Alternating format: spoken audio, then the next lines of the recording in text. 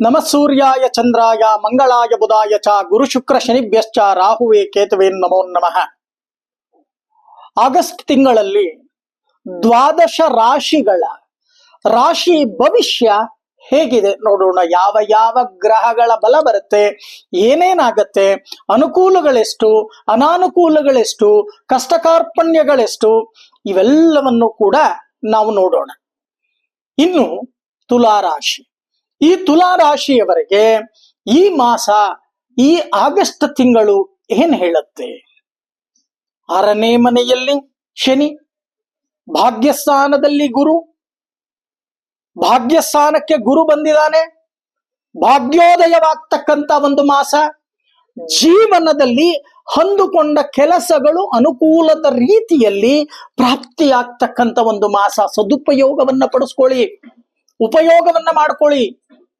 ಇಂಥ ಒಂದು ಮಾಸದಲ್ಲಿ ಭಾಗ್ಯಸ್ಥಾನದಲ್ಲಿ ಶುಕ್ರನಿದ್ದಾನೆ, ಭಾಗ್ಯಸ್ಥಾನದಲ್ಲಿ ಗುರು ಇದ್ದಾನೆ, ಮತ್ತೆ 6ನೇ ಮನೆಯಲ್ಲಿ ಶನಿ ಇದ್ದಾನೆ.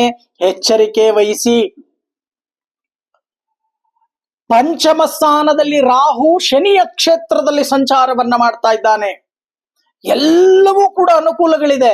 ಆದ್ರೆ ಈ ಅಧರ್ಮಕಾರಕನಾಗಿರ್ತಕ್ಕಂಥ ರಾಹುವಿಂದಾನೇ ತೊಂದರೆಗಳಾಗತ್ತೆ.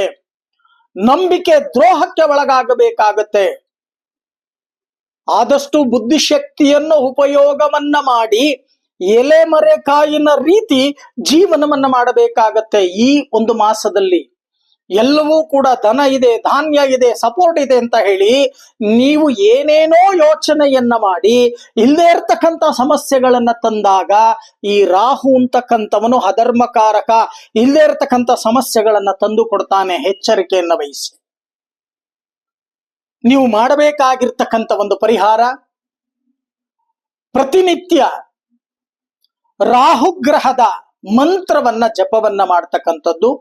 ಪ್ರತಿ ಶನಿವಾರ ಉದ್ದಿನ ಬೇಳೆ ಧಾನ್ಯವನ್ನ ಬ್ರಹ್ಮಚಾರಿ ಬ್ರಾಹ್ಮಣನಿಗೆ ಕೊಟ್ಟು ನಮಸ್ಕಾರವನ್ನ ಮಾಡ್ತಕ್ಕಂಥ ಕೆಲಸವನ್ನ ಮಾಡಿ.